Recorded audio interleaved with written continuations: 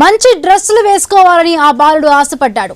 బేకరీలకు, రెస్టారెంట్లకు వెళ్లి జల్సా చేయాలనుకున్నాడు. పేదరికం వల్ల తల్లిదండ్రులు డబ్బు ఇవ్వకపోవడంతో ఓటీటీలో క్రైమ్ సినిమా చూసి చోరీకి ప్లాన్ చేశాడు. మిషన్ డాన్ పేరుతో ఓ పేపర్పై ప్లాన్ రాసుకున్నాడు.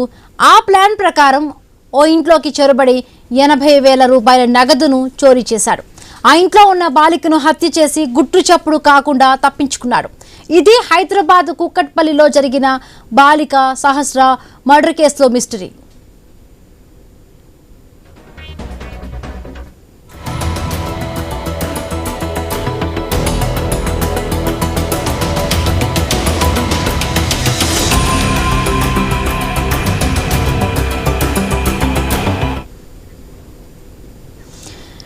విద్యార్థి ప్రాణాలు తీశాడని తెలుసుకొని స్థానికులు అందరూ షాక్ అయ్యారు.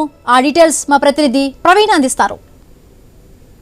అయితే ఏదైతే సహస్ర హత్య కేసు జరిగిన తర్వాత ఈ యొక్క బిల్డింగ్లో ఉన్నటువంటి అందరినీ కూడా విచారించారు. మనతో పాటు అయితే మొత్తం టోల్గా చూసుకుంటే ఈ నేపథ్యం లోపల మనం ఇది ఏదైతే ఈ యొక్క బిల్డింగ్ ఉందో ఈ మొత్తం టోల్గా కూడా ఈ బిల్డింగ్లో కూడా అయితే విచారించిన నేపథ్యంలో మొత్తం టోల్గా చూసుకుంటే అయితే మనతో పాటు కొంతమంది ఉన్నారు, మాట్లాడించే ప్రయత్నం కూడా చేశాం.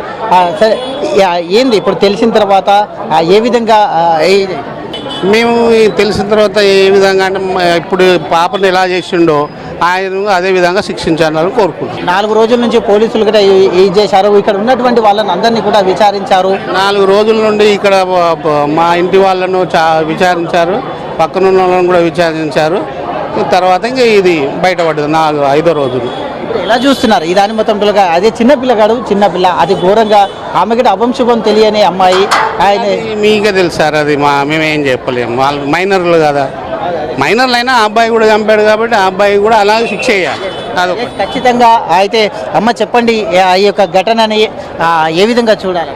ఏం చూస్తామండి, ఏం అర్థం అవ్వట్లేదు, అంత అయోమయంగా ఉంది. ఎందుకంటే 4 డేస్ నుంచి ఇంటి దగ్గర ఇదే సిచ్యువేషన్ నడుస్తుంది. మా అక్క మా బావ ఎంత ఏడ్చుకున్నారో, ఎంత టెన్షన్ పడ్డారో, ఎంత ఇదైనారో మాకు తెలుసు. ఇప్పుడు ఆ సంజయ్ అనేట ఆయనని తీసుకెళ్లారు. వాళ్ళ ఫ్యూచర్, వాళ్ళ పిల్లల ఫ్యూచర్ ఏంది, వాళ్ళకి ఏంది, అందరు రేపు పొద్దున వాళ్ళ చుట్టాలల్లో ఆయన ముఖం ఎట్లా చూపించుకుంటారు. 4 డేస్ నుంచి ఆయన అక్కడ పెట్టారు.